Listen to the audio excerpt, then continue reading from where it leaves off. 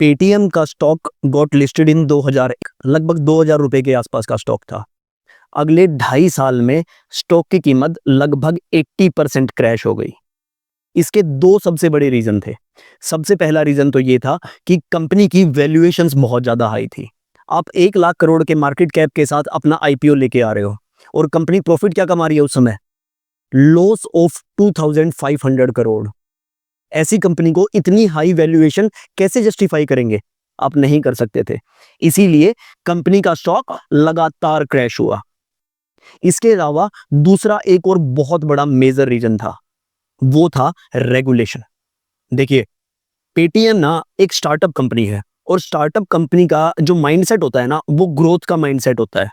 हमें ग्रोथ करनी है चाहे किसी भी कॉस्ट पर।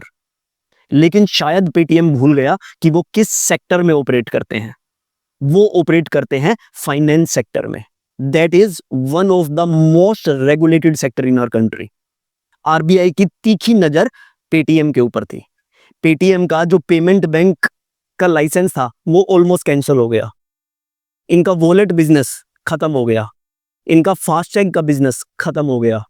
इनका जो कलेक्शन वाला इकोसिस्टम था टोटली क्रैश कर गया।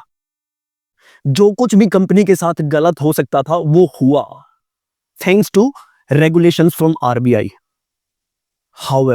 However, things are looking better again. RBI ने जो इनकी गर्दन पकड़ रखी थी ना, वो आहिस्ता आहिस्ता RBI अब लूज कर रही है। कंपनी जो लॉस मेकिंग कंपनी थी, EBITDA पर भी और पैट पर भी, वो आहिस्ता आहिस्ता प्रॉफिटेबल होने लग रही है। कंपनी पिछले क्वार्टर में EBITDA पॉजिटिव हो गई थी और शायद अगले 1 साल में या 1.5 साल में कंपनी पैट पॉजिटिव भी हो जाएगी। तो यहां पर हमें एक सेंस ऑफ अपॉर्चुनिटी नजर आती है। अगर आप स्टॉक मार्केट में इन्वेस्ट करते हैं तो पेटीएम का बिजनेस जरूर पढ़िएगा।